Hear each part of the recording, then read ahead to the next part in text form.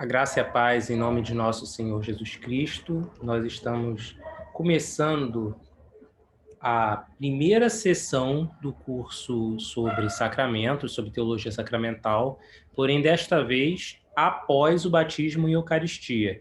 Então, nas últimas 6 aulas, nós temos ainda mais estas 2 sobre confirmação e mais outras 4, tá, sobre os outros sacramentos e conclusão. Ou seja, chegamos na metade do curso e agora nós vamos analisar aquilo que são chamados os sacramentos menores ou ritos de caráter sacramental. E nesse momento é importante nós termos seria interessante nós começarmos a conversar um pouquinho sobre o que são esses outros ritos, esses outros sacramentos, onde eles se encaixam na nossa teologia e onde eles não se encaixam. Uma definição, se vocês observarem o que se chama de quadrilátero de Chicago-Lambeth, que é o padrão mais genérico de fé anglicana que foi estabelecido no final do século XIX, num contexto de crescimento da comunhão anglicana, em que a comunhão anglicana começa a tomar forma não somente como uma igreja e suas igrejas filhas, que era no caso a igreja da Inglaterra, mas como uma comunhão de igrejas, à medida que o movimento missionário se expandia e, ao mesmo tempo, as igrejas estabelecidas dentro de um contexto colonial também iam se tornando independentes, porque os países iam se tornando independentes. E o quadrilátero de Chicago-Lambeth, ele é estabelecido como uma ponte para o diálogo ecumênico entre comunhão anglicana e outras igrejas, e também como pré-requisitos de fé para que outras igrejas tornassem-se parte da comunhão anglicana. Então, por exemplo, a Igreja Lusitana, que é a igreja em Portugal, né? A Igreja Lusitana Católica, Apostólica e Evangélica. A Igreja Espanhola Episcopal. Tá? A Igreja Mar Thoma, na Índia. Existem várias igrejas que fazem parte da comunhão anglicana, mas não eram originalmente anglicanas. Eram de algum movimento veterocatólico ou algum outro movimento que surgiu naquele momento. E a intercomunhão da comunhão anglicana, como, por exemplo, a União de Utrecht, que são as igrejas veterocatólicas no continente europeu, tudo isso surge a partir do quadrilátero de Chicago-Lambeth. Ele se torna um padrão para o que é ser anglicano em termos de fé. E é um padrão bem básico. Uma das coisas que esse quadrilátero fala, um dos princípios, ele vai falar das escrituras, tá? Do Antigo e do Novo Testamento, contendo tudo aquilo necessário para a salvação. Fala do contexto da inspiração divina, sem explicar isso de uma forma fundamentalista ou uma forma liberal, é uma explicação bem ampla. Vai falar do episcopado histórico, ou seja, da função do episcopado, bispos e bispas, sem exatamente dar uma definição do como que se dá esse episcopado histórico, e vai falar da questão dos credos niceno e apostólico e dos sacramentos.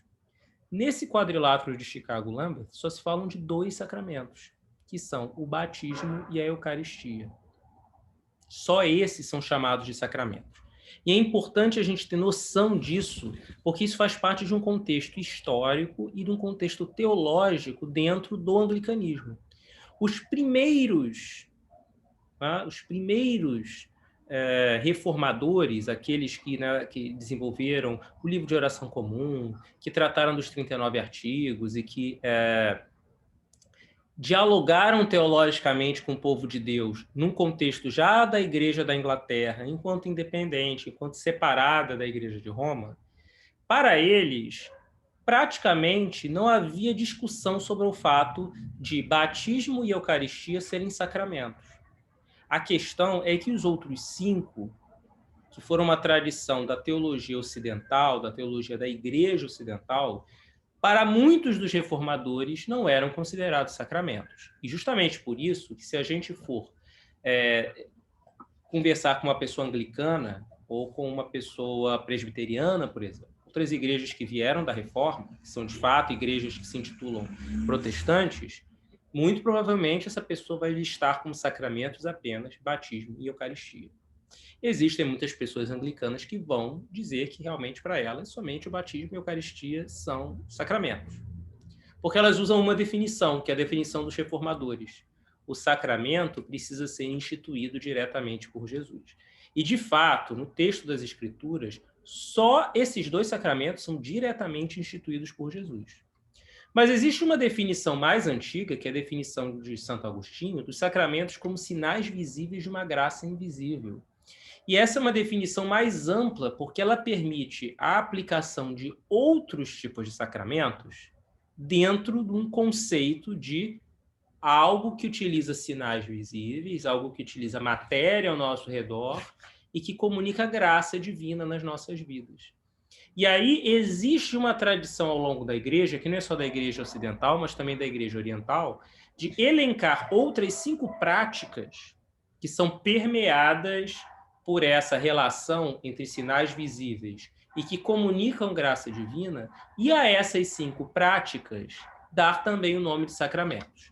Uma delas é a confirmação, que é chamada corriqueiramente de crisma, em que é imposta a mão, não necessariamente por bispo ou bispo, naquela pessoa que foi recém-batizada, e aí aquela pessoa recebe a unção com óleo do crisma. A outra, né, é o matrimônio, em que o sinal visível que é colocado ali são as alianças, ou a aliança, né? Algumas tradições europeias, até muito recentemente, somente a mulher usava aliança, o homem não usava. Essa questão de ambos usarem alianças é uma convenção recente, mais vinda de um pensamento igualitário. Então, o matrimônio, a ordenação, a ordenação às sagradas ordens, ou seja, em que a pessoa ela é publicamente ordenada a um dos ministérios da igreja, ao ministério diaconal, ao ministério presbiteral ou ao ministério episcopal. Ela é ungida, ela é ordenada pelas mãos de um bispo ou bispa, e mais outros 2 sacramentos, que seriam o sacramento da unção dos enfermos, que as pessoas são ungidas com o óleo da unção, que é o azeite de oliva, especialmente consagrado para tal, e da reconciliação, que as pessoas corriqueiramente chamam de confissão, em que as pessoas confessam os seus pecados e recebem a absolvição em nome de Jesus, que é proferida por um presbítero. Tá? Esses 5 sacramentos são chamados muitas vezes de sacramentos menores.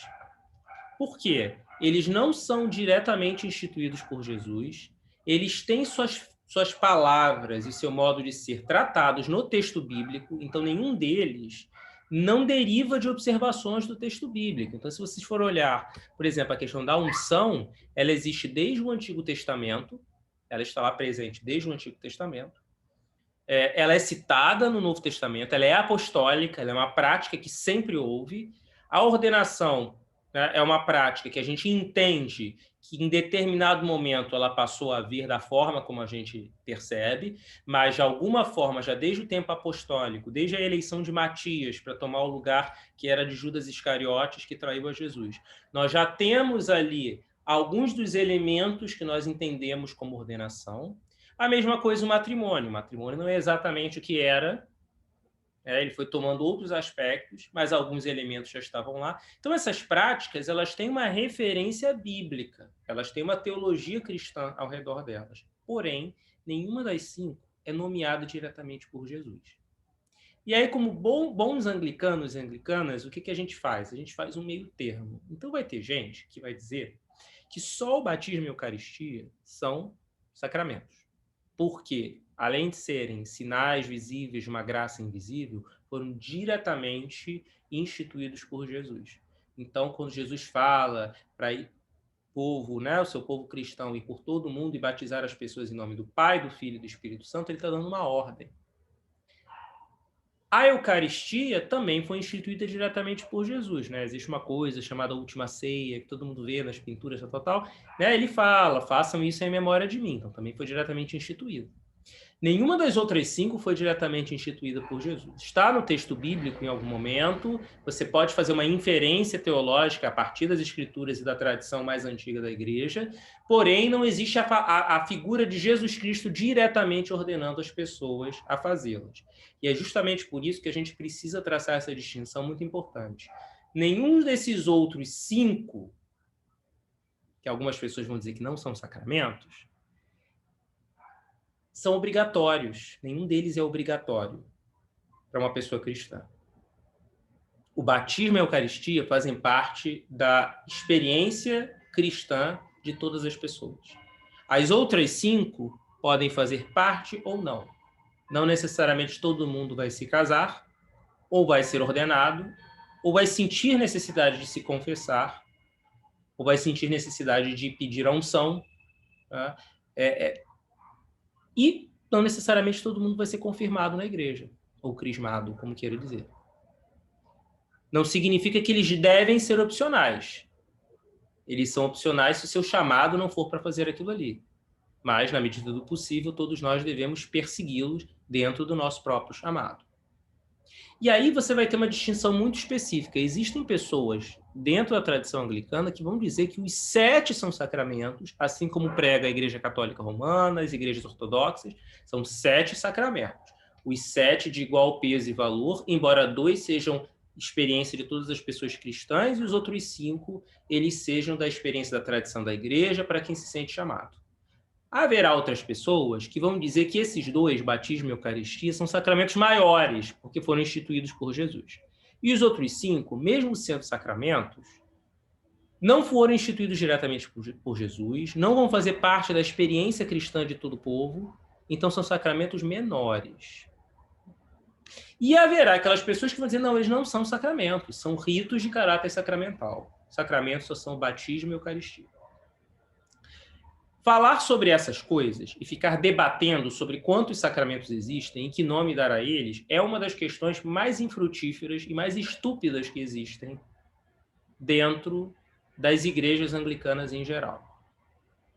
E eu acho que não é nosso ponto caminhar por isso. Mas como esse é um curso sobre sacramentos e sobre teologia sacramental, é importante que nós saibamos pelo menos diferenciar a obrigatoriedade de 2 e os outros 5, seja lá como você os queira chamar, como ritos importantes que existem na vida da igreja e que algumas pessoas seguem, mas não necessariamente obrigatórios. Continuando. Hoje a gente vai começar vendo a confirmação. E a confirmação já é um rito super polêmico.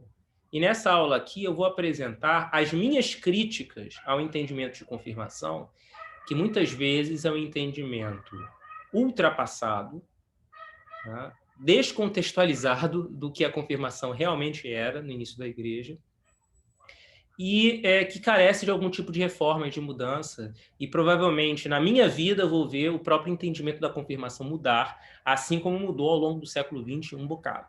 Mas vamos começar com a primeira apresentação aqui, para ver o que diz o catecismo, o que o catecismo fala exatamente sobre o rito da confirmação.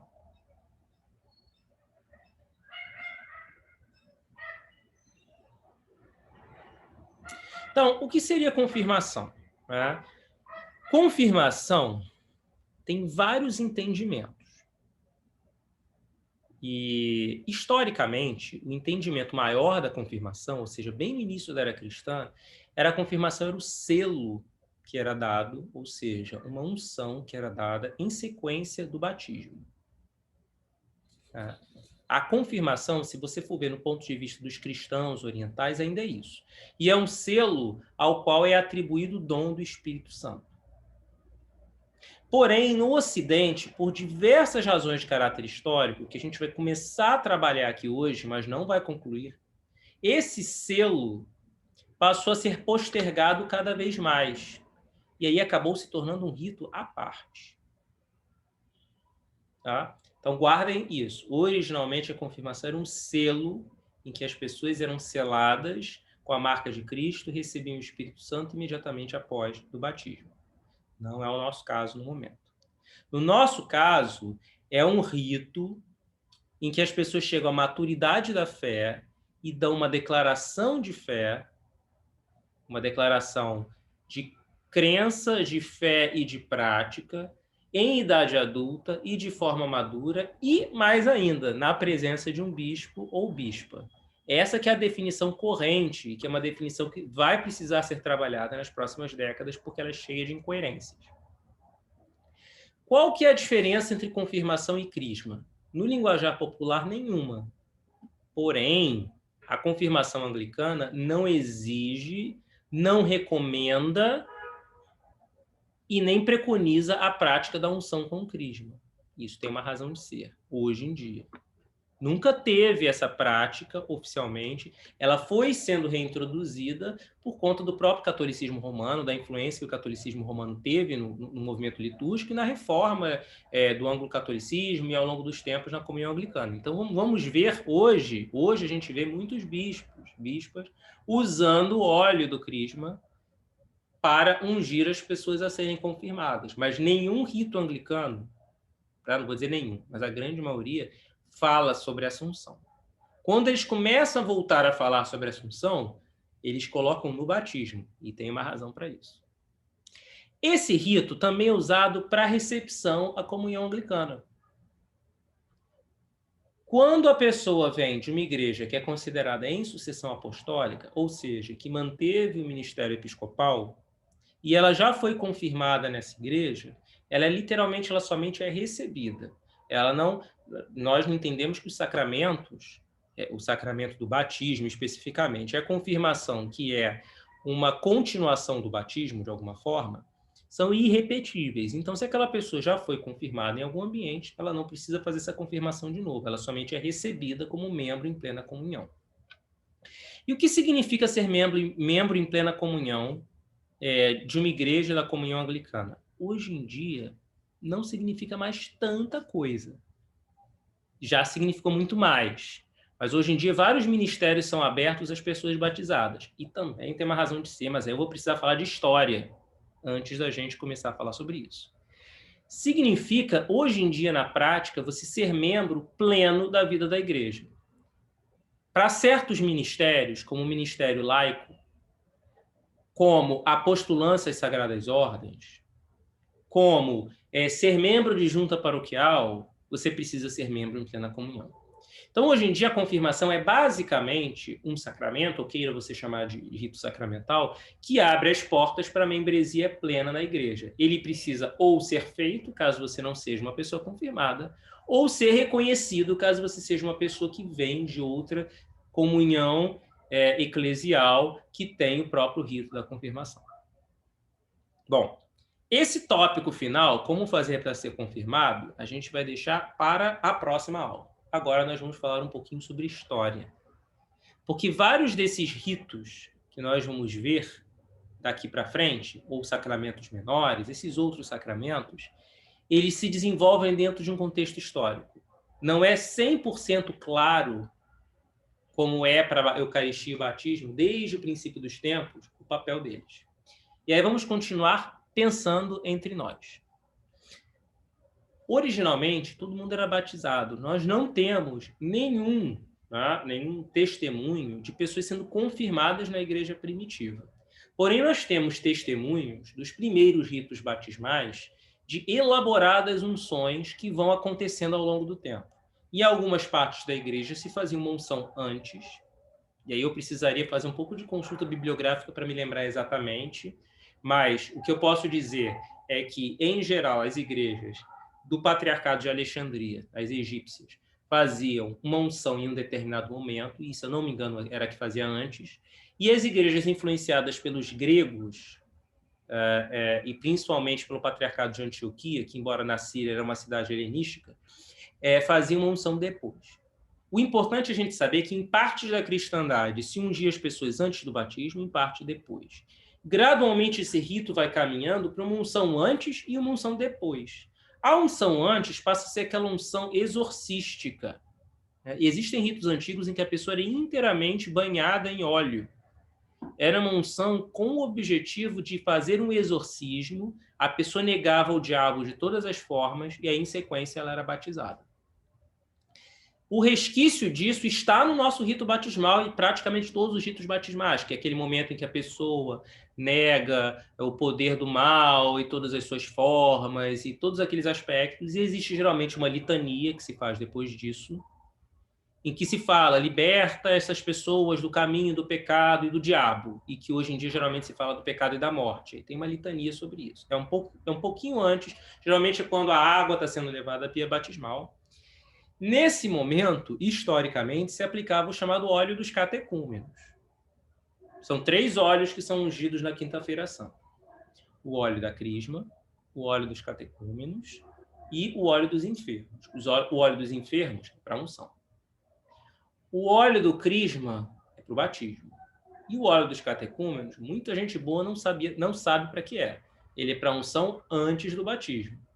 Como eu já havia explicado numa aula anterior, eu acho interessante o uso desse óleo dentro de um contexto revisitado dele. Eu não acho necessário você ungir uma pessoa no rito batismal, no momento nesse momento inicial em que aquela pessoa ou os padrinhos, né, negam o poder do mal sobre aquela pessoa, se comprometem a guiar aquela pessoa no caminho cristão e que a gente faz as orações coletivas para libertar aquela pessoa da morte. Eu não vejo tanta necessidade em ungir aquela pessoa naquele momento, mas acho o óleo dos catecúmenos didático na preparação catecumenal, como uma unção que você faz não somente nas aulas de preparação, mas quando aquela pessoa vem à comunhão antes do batismo, ela não vai receber comunhão, mas ela vem à frente e é ungida.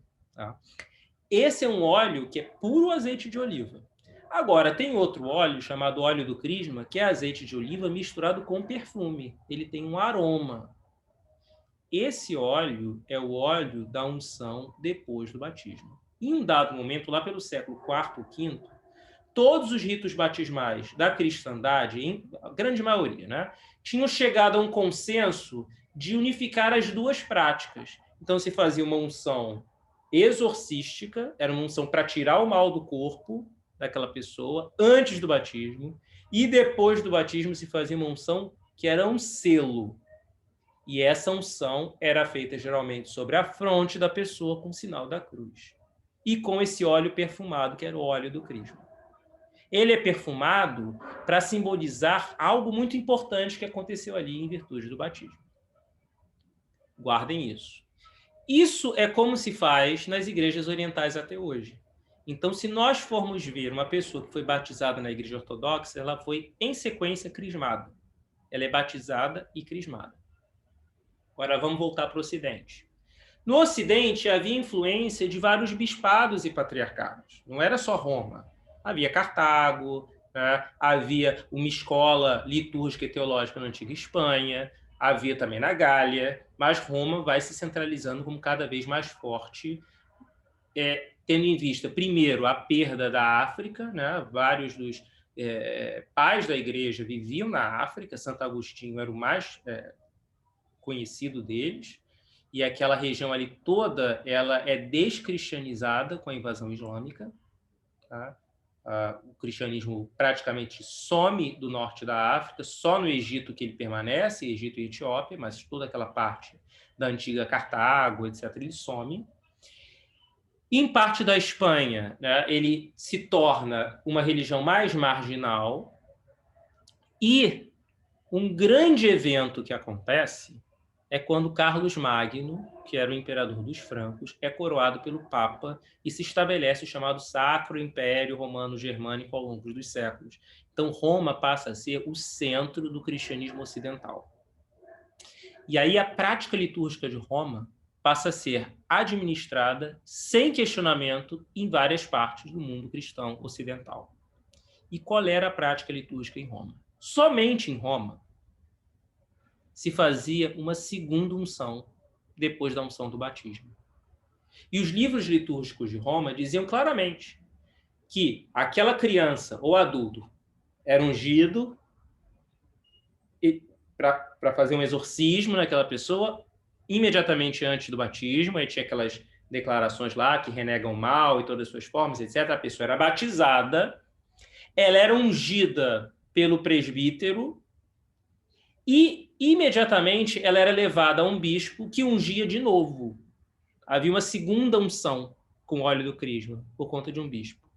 A questão é que em Roma toda a igreja tinha um bispo.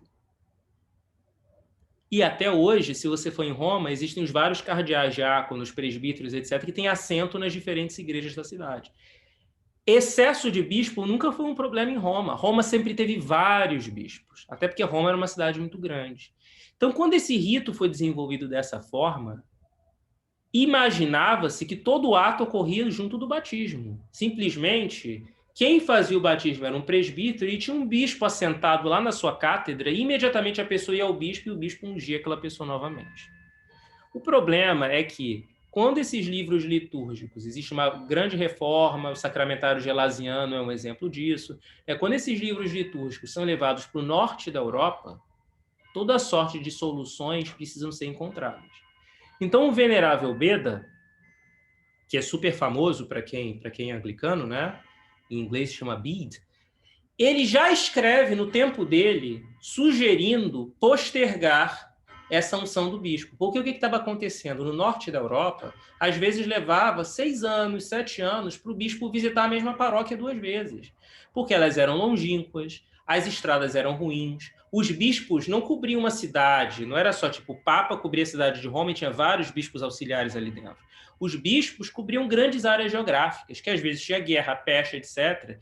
E as pessoas estavam passando anos e anos sem batizar. Porque o livro dizia que eu tinha que, imediatamente após o batismo, já levar na presença do bispo para fazer a segunda unção. Nesse momento, o rito da confirmação, da forma como a gente entende no Ocidente, começa a surgir. Porque, para evitar que as pessoas ficassem pagãs, ou seja, sem batismo, vários anos da vida delas, começa a se separar da seguinte forma: vamos batizar o mais cedo possível, com um pároco local, e quando o bispo vier visitar, seja 4, 7, 10 anos depois, ele vai e unge a pessoa e fecha o rito. Essa é a primeira interpretação de confirmação errônea, que não é mais a interpretação original de confirmação. Ou seja, o selo que o bispo faz conclui o rito batismal. É como se você fizesse o rito batismal, desse pause na vida da pessoa, e depois de alguns anos vinha um bispo e selava aquele batismo. Essa é a primeira prática que começa a acontecer. O problema é o que a gente faz com a comunhão. Porque, originalmente, batizava, selava, que era o selo com óleo do crisma, a crismação, e imediatamente se dava a comunhão. E é assim que fazem as igrejas ortodoxas até hoje. O bebê acabou de ser batizado, pega uma colherzinha misturando a papinha de pão com vinho, bota na boca do bebê. Ele é ungido pelo padre e imediatamente comunga. No Ocidente, você não consegue fazer isso. Você não consegue fechar o batismo fica em suspenso até o bispo visitar, e aí começa a se colocar a comunhão depois dessa visita do bispo, que é a confirmação. Só que, às vezes, a confirmação levava mais de uma década. Às vezes, para o bispo visitar a mesma igreja de novo, levava 15 anos, 14, 15 anos. Aí, em algumas partes da Europa, principalmente no antigo Sacro Império Romano-Germânico, nem tanto nas Ilhas Britânicas, por isso que isso não se tornou uma prática nossa. Mas na Europa Central, começou-se a dar uma dispensação para você botar as crianças para comungarem um pouco antes, porque 14, 15 anos era tempo demais para não receber comunhão. E aí, o que era para ser um rito só, batismo, confirmação e comunhão, no mesmo momento, no mesmo intervalo de 1 e pouca, 2 horas, passa a ser 3 coisas diferentes. Batismo, passam-se anos, confirmação e a tal primeira comunhão, que em alguns lugares começou a ser trazida para frente da confirmação, para uma idade em que era já considerada uma pessoa razoavelmente adulta. É essa a salada mista que a Igreja Ocidental herdou no século XX. E esse conluio de incoerências é com o qual a gente tem que lidar, e por isso que muita coisa mudou no século XX. Porque esse não é o testemunho mais antigo da Igreja. Mas vamos lá, vamos continuar a falar de história. Na tradição anglicana, especificamente, não há grandes testemunhos de dispensações para trazer a primeira comunhão para antes da confirmação. Geralmente, os bispos conseguiam visitar as comunidades com menos tempo, 7 anos, 8 anos, dependendo do lugar, era um pouco diferente. Em alguns lugares a tradição era de 7 em 7, depois de 10 em 10, então havia uma diferença. Eles conseguiam chegar a tempo, confirmavam e as pessoas recebiam comunhão logo depois. Os reformadores não mudaram isso. Até porque os reformadores não tinham muita noção do que era a tradição muito antiga. Eles estavam lidando com um conjunto de práticas e muitas vezes eles lidavam com achismo. Eu acho que isso é uma invenção medieval, por isso vou tirar. Às vezes não era. Eu acho que isso não é uma invenção medieval. É muito bom, mantinham, mas era uma invenção medieval. Então os reformadores mantiveram essa estrutura. Eu espero até a confirmação para dar comunhão. O que eles não mantiveram 100% dos casos era a teologia que surgiu na Idade Média, no tempo escolástico. O que acontece? Tudo na história da igreja vai criando uma teologia ao longo do tempo. Essa prática de postergar o selo, né, a unção que o bispo faz, começou a surgir uma teologia ao redor disso. E a teologia, que é a teologia da escolástica, São Tomás de Aquino escreveu sobre isso, é que esse selo que o bispo vem e faz quando visita a paróquia depois, que é a chamada crisma ou confirmação, ele estava associado à recepção do Espírito Santo. Ou seja, você era batizado, toda a graça comunicada pelo batismo, da salvação, né, do perdão dos pecados, já era conferida a você no batismo. Mas o Espírito Santo, os 7 dons do Espírito Santo, ou os 9, dependendo da interpretação que você tem, né, se é do Antigo Testamento ou do Novo, lá na frente, quando o bispo vem e traz o Espírito Santo. Essa ainda é, em grande parte, a interpretação oficial da Igreja Católica. Os dons do Espírito vêm na confirmação. Porém, o testemunho mais antigo da Igreja é que os dons do Espírito são conferidos no ato do batismo. E aí a gente tem que lidar com todas essas questões. Mas vamos lá. Os reformadores adicionaram mais um significado interessante. Porque os reformadores tinham que lidar não somente com a explicação da teologia medieval católica, como também com a pressão daquelas pessoas que eram contra o pedobatismo, ou seja, o batismo de crianças. Os reformadores, eles tinham 2 problemas para tentar lidar. E qual é que é o arrazoado que eles fazem disso?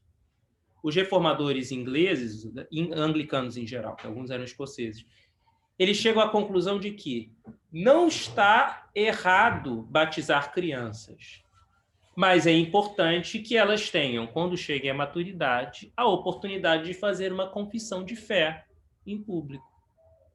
Que no meio lá do continente europeu, os alemães, né, não os reformadores alemães, mas no tempo já da escolástica, etc., os católicos romanos alemães, já estavam chamando isso de primeira comunhão, porque na primeira comunhão há uma confissão pública de fé. As crianças são treinadas, elas aprendem sobre aquilo ali, elas falam, eu creio nisso, nisso, nisso, e aí recebem comunhão antes. Os reformadores ingleses colocaram isso na confirmação. Então, quando acontece a reforma, esse rito que já estava separado, ele passa a ser, sobretudo, no histórico do livro de oração comum, um rito em que se faz uma declaração de fé madura. E até o século XX isso é inquestionado. No batismo, você é batizado. Na confirmação, declaração de fé madura. Nenhum dos dois envolve óleo, porque os reformadores não gostavam de óleo, era considerado uma coisa de idolatria. Ninguém achava o óleo muito interessante. E se você for, por exemplo, nas tradições reformadas, calvinistas, eles levaram muito mais tempo para aceitar o uso do óleo. Se você for pegar o que os calvinistas lá no início falavam, eles eram totalmente contra, tudo errado, não pode usar o óleo. Mas os reformadores anglicanos não eram tão radicais nesse sentido. Porém, o rito não é com óleo. Se vocês procurarem no livro de oração comum de 1662, e praticamente todos os ritos, inclusive o nosso contemporâneo, não tem nada escrito sobre ungir as pessoas na confirmação. Confirmação é imposição de mãos por um bispo ou bispa e uma declaração madura de fé. Esse é o significado reformado. E aí a gente chega no século XX, em que existe um movimento, né, que surge no século XIX, um movimento ecumênico, e que se consolida no século XX, chamado movimento litúrgico, que tenta restaurar padrões e elementos da liturgia mais antiga. E aí vai descobrindo que todos esses passos que foram tomados em relação à confirmação não tem nada a ver com a experiência dos primeiros anos da era cristã. Primeiro, só em Roma você tinha essa segunda unção nas mãos de um bispo. Em todo o resto da cristandade, quem confirmava com o óleo do crisma era quem fez o batismo, era o sacerdote. Não era bispo. Só em Roma que existia essa tradição do segundo selo do bispo. Segundo, era tudo feito em sequência, no mesmo rito. Se fosse um bebê, você batizava, crismava e já dava a primeira comunhão para o bebê. No Ocidente, cada igreja foi decidindo o momento que dá a primeira comunhão, o momento que vinha a confirmação, e tudo separado em momentos diferentes ao longo do tempo. E terceiro, em algumas tradições, confirmação passou a ser uma declaração madura de fé e se tornou uma tradição cultural. Então, não é só uma questão teológica, litúrgica, de eu simplesmente me livrar daquilo ali, é uma questão cultural também. As pessoas esperam que seus filhos, num momento da sua adolescência, vistam suas roupinhas brancas e vão para a igreja fazer a confirmação na visita de um bispo. E aí a gente tem esse cenário completamente caótico de gente que, por um lado, quer restaurar a tradição mais antiga e, por outro lado, elementos culturais dos quais a gente não pode se desfazer porque há uma questão pastoral envolvida.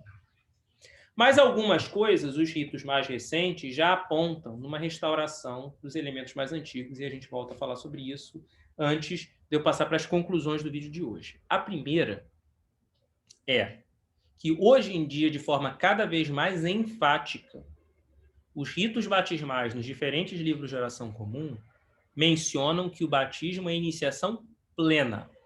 Então, aquele conceito que surge lá no meio da Idade Média, no Ocidente, de que o batismo precisava ser completado pela confirmação, isso não está certo. Isso a gente tem que dizer, o batismo é a iniciação plena. No batismo, nós estamos o quê? Selados com Cristo para sempre. Se vocês forem olhar lá nos livros de oração comum mais antigos, pré-século XX, a pessoa era batizada com água. E nada era mencionado no tocante a esse selo. No século XX, praticamente todos os ritos começam a mencionar de volta que a pessoa pode ser ungida com óleo, e esse óleo aí é o óleo do crisma, não é o óleo dos catecúmenos, e ela é selada com aquele óleo e dito para aquela pessoa que ela é de Cristo para sempre. Então, hoje em dia, a crisma original, como sempre foi feita, inclusive em Roma, embora fosse feita 2 vezes, mas no mesmo rito, ela voltou para o lugar original dela, que é o batismo. Quando uma pessoa é batizada, ela é imediatamente crismada. O problema é que o que a gente vem chamando de sacramento da confirmação permaneceu como um rito à parte. E aí, o que a gente faz com isso? Primeiro, parece óbvio de tudo que a gente falou aí que não existe razão em relação à tradição ou às escrituras ou à tradição mais antiga da igreja, pelo menos até a Idade Média, de que a confirmação precisa ser feita por bispo. Não é obrigatório. Inclusive, a Igreja Católica Romana, no Concílio Vaticano II, Constituição da Sagrada Liturgia, dispensou essa visita episcopal. Então, hoje em dia, se você for fazer uma crisma na Igreja Católica, quem faz é o padre. Ah, mas está fazendo em nome do bispo. Tudo bem, mas quem faz é o padre. A comunhão anglicana é a única igreja que permaneceu com essa relíquia medieval de que precisa ter a presença de um bispo ou de uma bispa para fazer a confirmação. Aí olha a incoerência. Os cânones falam claramente que confirmação é o sacramento em que há imposição das mãos por um bispo ou bispa. Mas a gente aceita o pessoal que veio da Igreja Católica Romana já crismado. E da Igreja Ortodoxa, que veio crismado por um padre e bebê. Mas a gente não aceita alguém que veio da igreja presbiteriana, ou metodista, ou luterana, que fez uma declaração madura de fé em sua igreja, tem um diploma provando isso, mas não é considerada, confirmada. Olha as incoerências que vão surgindo por conta de um passado histórico que não explica muito bem o que acontece hoje em dia. Então, essa é a primeira incoerência que a gente tem que lidar, e que provavelmente nos próximos anos vai ser discutida. Eu preciso realmente de um bispo ou de uma bispa para confirmação? E assim, eu digo claramente, vários documentos, inclusive declaração da Consulta Internacional Anglicana de 82. Não precisa. O que acontece é que muitas vezes não vejo um app para isso. Você terá que obter um. O que acontece é que muitas vezes os cânones amarram. Eles vão amarrar que tem que ter a presença de um bispo.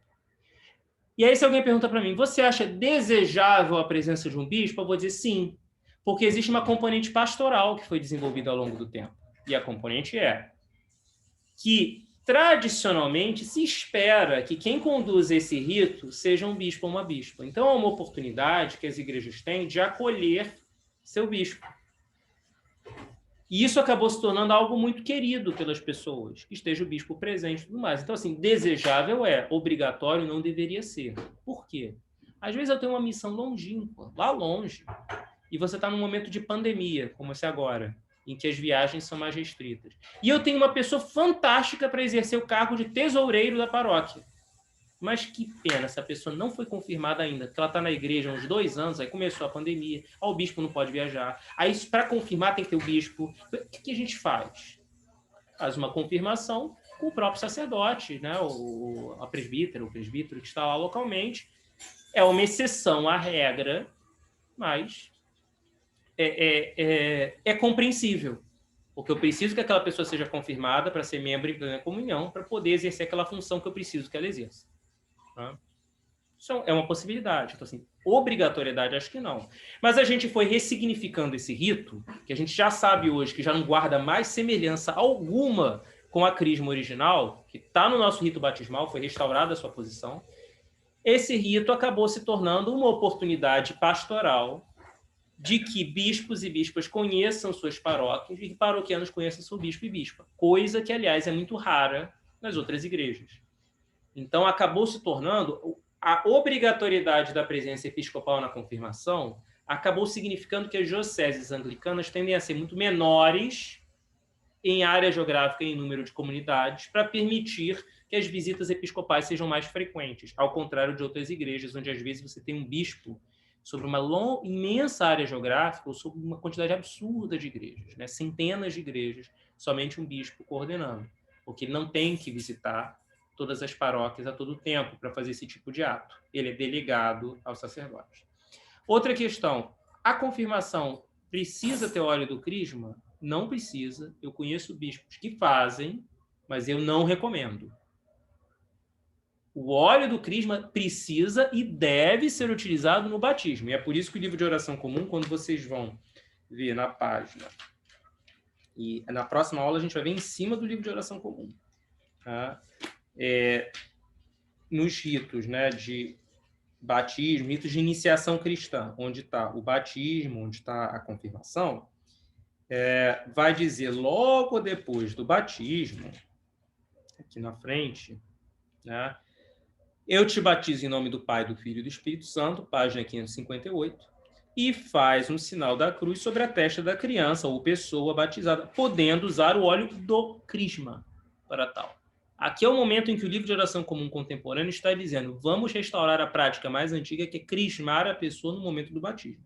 E embora está usando um podendo, porque tem gente que é um pouco mais evangélica, conservadora e não vai usar óleo para nada. Agora, quando a gente vai na confirmação, tá? No rito da confirmação, na página 572, o que diz aqui? O bispo ou a bispa impõe as mãos sobre a pessoa e diz: não tem nenhum podendo usar o óleo do crisma. Impõe as mãos e diz. Por quê? Porque o nosso entendimento é que o selo que fecha o batismo e o Espírito Santo que é infundido sobre a pessoa é completado no ato do batismo, que é o entendimento, inclusive, mais antigo da igreja. Aí vocês vão me perguntar, e a confirmação, para que serve, então? Aí a gente pega o arrazoado que os reformadores fizeram e que não era exatamente o que a confirmação deveria ser, mas que por questões culturais hoje é até interessante e faz sentido. E a gente diz, não, a confirmação hoje a gente faz dessa forma, por essa razão, que é um testemunho maduro de fé cristã, pastoralmente, desejavelmente, na presença de um bispo, por uma questão de fraternidade, que as congregações conheçam seus bispos ou bispas, mas um testemunho maduro de fé cristã, que é cada vez mais desejável no mundo em que o cristianismo se torna cada vez mais um elemento privado e não público. Então, a confirmação ela é interessante que a gente mantenha, desde que a gente entenda que é um rito que foi ressignificado ao longo dos tempos e que, de todas as ressignificações, a única que é compatível com o nosso entendimento é que o selo... Encontrei isso na internet. O selo do batismo é o selo da igreja primitiva, é colocar a confirmação como uma declaração madura de fé cristã. que é feita na presença de um bispo ou bispa, preferencialmente. E aí vem a última pergunta, que talvez vai precisar de revisão ao longo dos tempos. E a tal da recepção? A recepção, no entendimento corrente dos nossos cânones e da forma como as liturgias são organizadas,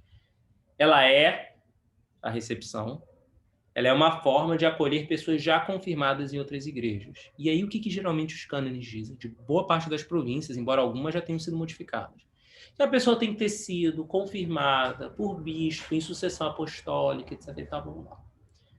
Na prática, quem são essas pessoas? Quem vem da Igreja Católica Romana, ou da Igreja Ortodoxa, ou de algumas jurisdições luteranas que têm o ministério episcopal, e provavelmente são essas.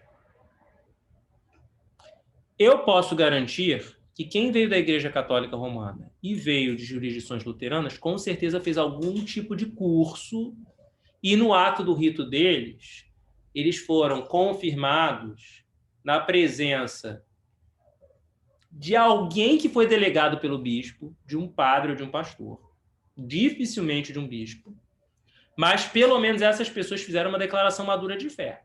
Agora, quem veio da Igreja Ortodoxa não fez. Quem veio da Igreja Ortodoxa foi crismado no ato do batismo. E aí, qual que é o grande questionamento que a gente coloca? É que vai ter que ser pensado no futuro.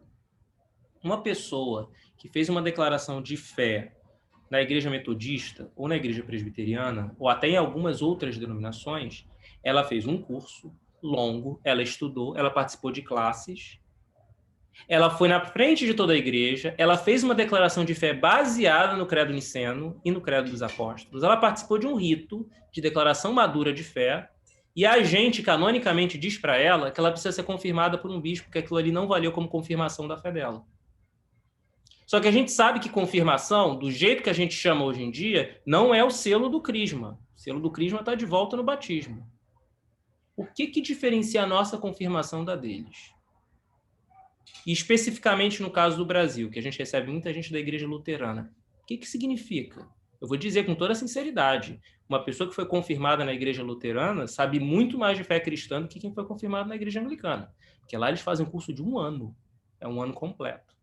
E a gente diz, não, essa sua confirmação não é válida. Você vai ter que fazer uma outra classe de confirmação e esperar até o bispo chegar, que o bispo vai receber você em comunhão.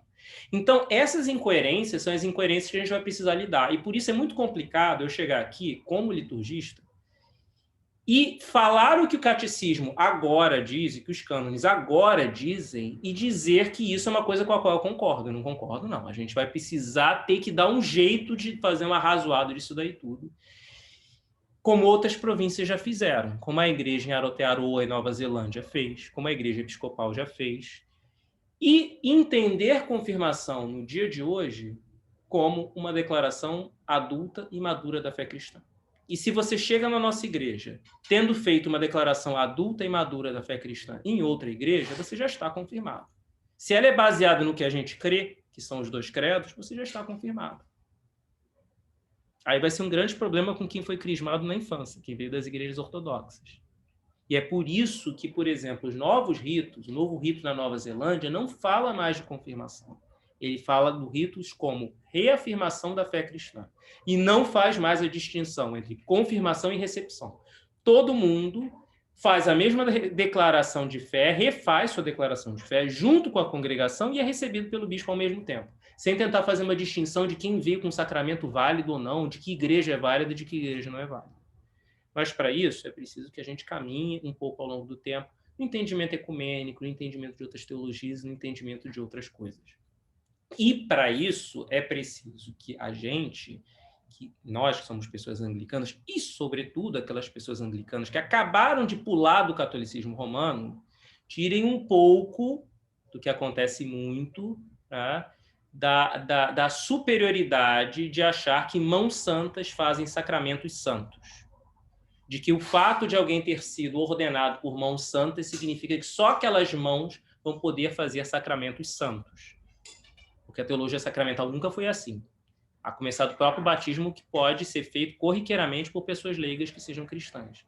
Então, toda essa argumentação sobre o bispo estar em sucessão apostólica válida, e por isso o bispo delega para um padre que faz a crisma, e por isso a sua crisma é válida, mas da outra igreja, onde foi um pastor que treinou a pessoa durante um ano sobre a fé cristã, e aquela pessoa deu sua declaração de fé, e ela não é válida, mas você é, ou a mão de um padre ortodoxo que crismou um bebê é mais válida que a mão de um pastor que foi imposta sobre outra pessoa, é uma discussão irrelevante no século XXI. E é uma discussão completamente estúpida num caminho de uma humanidade que é cada vez menos cristão. E, inclusive, pouco missionária, pouco evangelizadora. Essa é uma discussão completamente irrelevante. E a gente vai precisar reentender a confirmação à luz de todas essas coisas. Bom, eu já desconstruí confirmação e, na aula seguinte, eu vou começar a reconstruir, porque o rito tem vários elementos já dentro dele. O rito do livro de oração comum, ele já está preparado para essa evolução de pensamento, muito embora a gente não perceba. Uma ou outra rubrica que talvez precisaria ter um elemento ou outro modificado ali, porém, grosso modo, o livro já está todo preparado. E todos esses elementos que a gente entende como litúrgicos, teológicos, hoje em dia, da confirmação como declaração madura de fé cristã, em que a pessoa confirma na presença da congregação que deseja seguir o caminho de Cristo, e os votos que foram feitos no batismo, está lá. Os elementos acessórios que a gente acha que são muito mais importantes, que teria imposição de mão do bispo, que é o bispo que tem que falar isso, que tem que botar óleo, etc. Isso não está necessariamente lá. E às vezes a gente nem percebe, porque a cultura que a gente herda é uma cultura que valoriza muito mais esses elementos acessórios que o significado mais importante da fé. Mas lembrem-se de uma coisa que eu sempre falei: sacramentos não são feitiços. Muito menos importante para o sacramento é como que a mão mexeu, que sinal eu fiz, que elemento eu usei. Não é feitiço, não é assim, olha, se eu jogar uma poção de não sei o quê, fizer vários símbolos assim com a mão, aquilo ali vai acontecer e Deus vai agir. Sacramentos tem muito mais a ver com a fé ativa que a gente tem, e essa fé ativa, ela trabalha junto com a graça e a misericórdia de Deus por meio daquele sacramento. Durante a Reforma, os reformadores chegaram a discutir até sobre a quantidade de água que era válida no batismo. E essa é uma fala famosíssima de Calvino, que dizia que até com uma gota de cuspe você podia batizar. Porque havia esse tipo de questionamento. O que não pode haver é, no século XXI, a gente ainda está tentando enxergar sacramento como feitiço. É muito mais importante o que o rito fala e o que a fé ativa das pessoas que participam ali e os compromissos que elas fazem na presença de Cristo são muito mais importantes, às vezes, que um ou outro elemento que a gente coloca e acha que é tão importante, como o óleo tem que ser assim, ou tem que ser essa pessoa que faz e tantas outras coisas. E aí, no resto, a gente vai navegando a partir disso. Bom, agora eu vou interromper minha transmissão. É hora da gente ligar as nossas câmeras. Quem quiser fazer suas perguntas, conversar, agora é o momento para a gente ouvir um pouco sobre as dúvidas, questionamentos e talvez inquietações que essa discussão levou vocês a ter.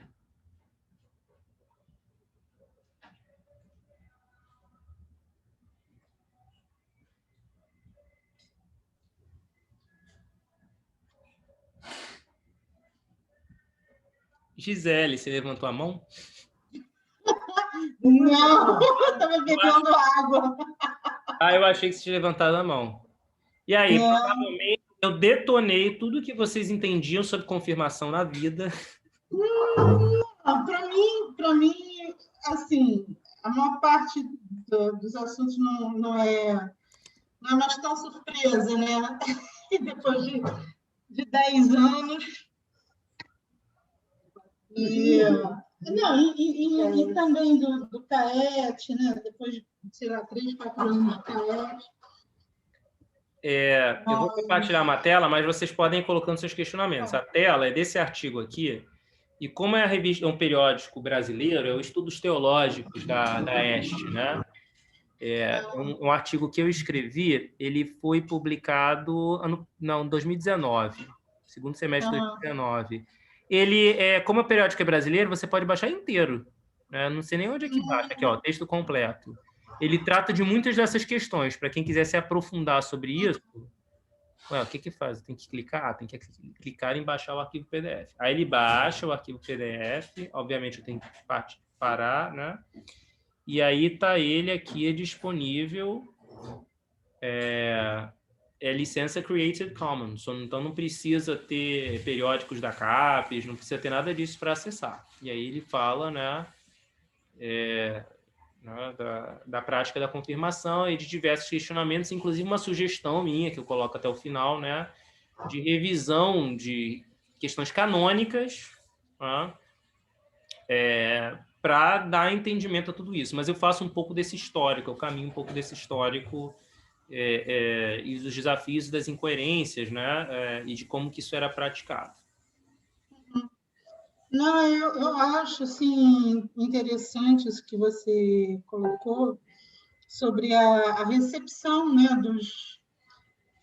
das pessoas vindas, né, de outras igrejas. Eu mesma, né, e minha mãe, a gente veio da igreja romana e na época foi interessante assim que o que foi explicado para a gente foi aquilo, olha, vocês já foram crismados e tal, então vocês vão chegar lá na frente, vão só apertar a mão do bispo, o bispo vai falar algumas palavras, vai fazer umas perguntas e pronto, né? E vocês estão recebidos a comunhão. E isso que você falou sobre a diferença, né, entre pessoas que vieram, por exemplo, da igreja ortodoxa, por exemplo, alguém que venha de uma igreja ortodoxa e da igreja... Ai, meu Deus. Católica? Luterana? Oi? Luterana. Da igreja luterana, nessa diferença. Quer dizer, um é válido, quer dizer, é só recebido, e o outro não, quer dizer, vai ter que... Luterana não no Brasil, né? Porque a igreja luterana no Brasil não tem bispos, né? Tem pastores sinodais. Então, teoricamente, dentro dessa visão do sacramento da confirmação, somente caso tenha sido sob a presença de uma pessoa em sucessão apostólica, um bispo em sucessão apostólica, etc. e tal, não é considerado aqui no Brasil. Mas em algumas igrejas luteranas, como, por exemplo, nos Estados Unidos, na Suécia, existe a figura do ministério episcopal e da diocese, inclusive, né? Então, assim, realmente a gente precisa buscar uma coerência, né? Eu concordo muito com você.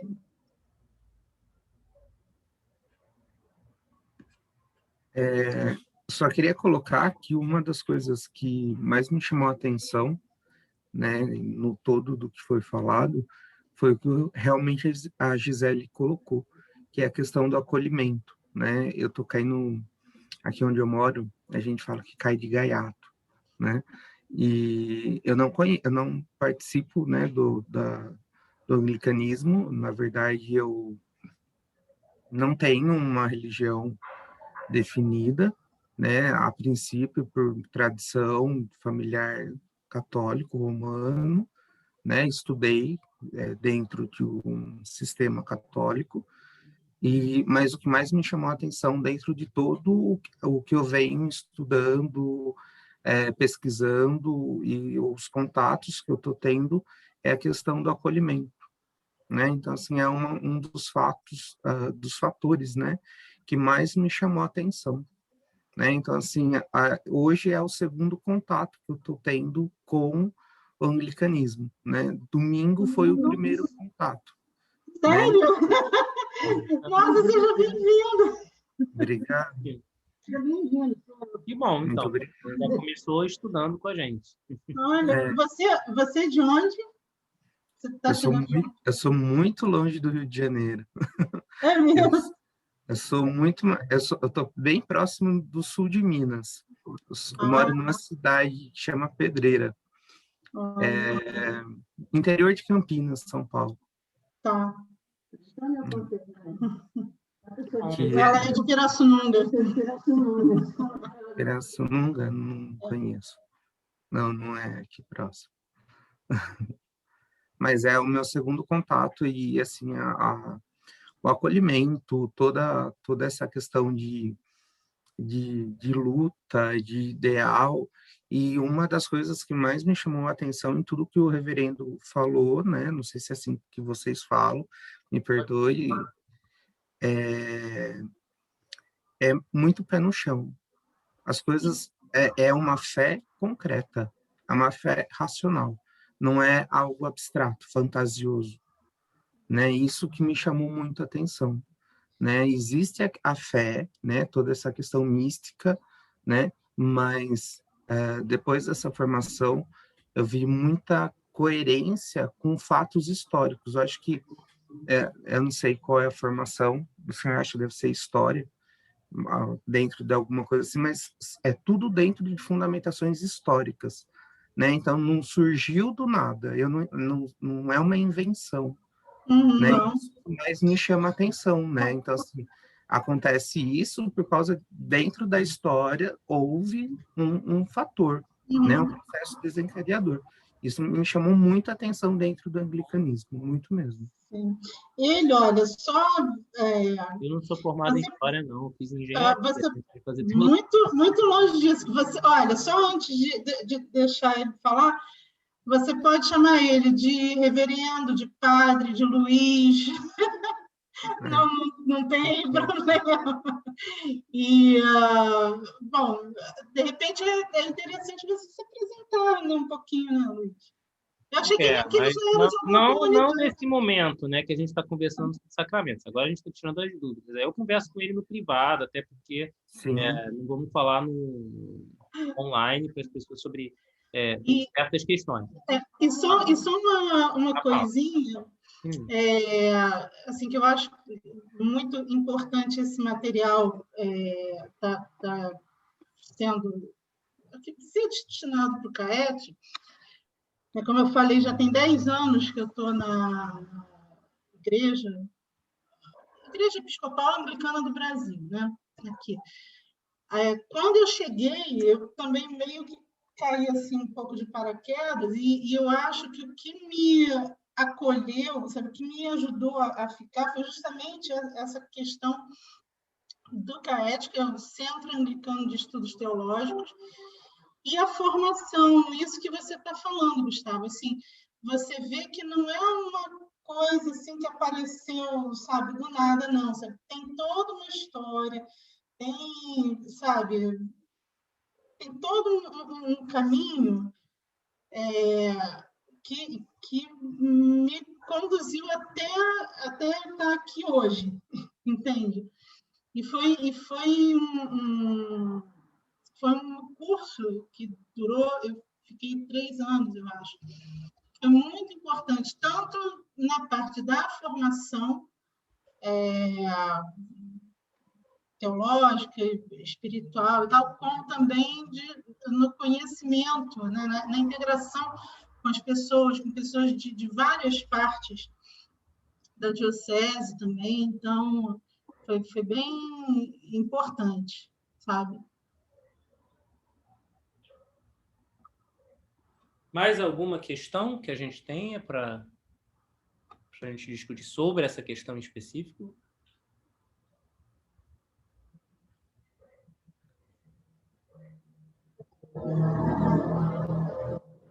Se não, bom, a gente vai então fazer da seguinte forma.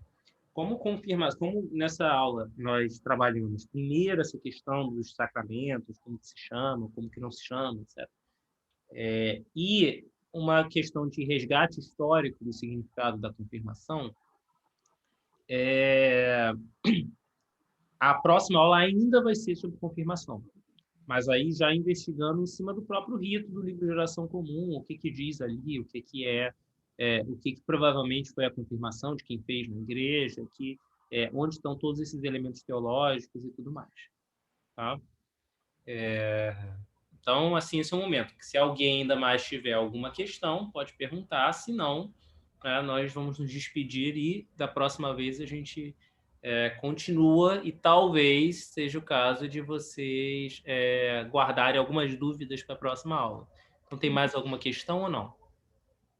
Não, eu acho que só um detalhe assim, que agora eu estou pensando, acho que logo que eu cheguei aqui na igreja, justamente essa questão da confirmação era uma questão assim que mais me deixava intrigada, sabe?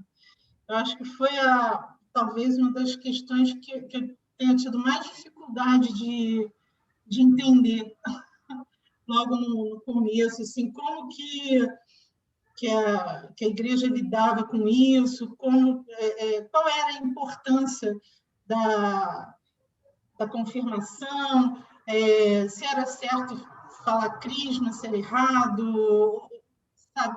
Isso no começo, porque realmente havia uma certa divisão, algumas pessoas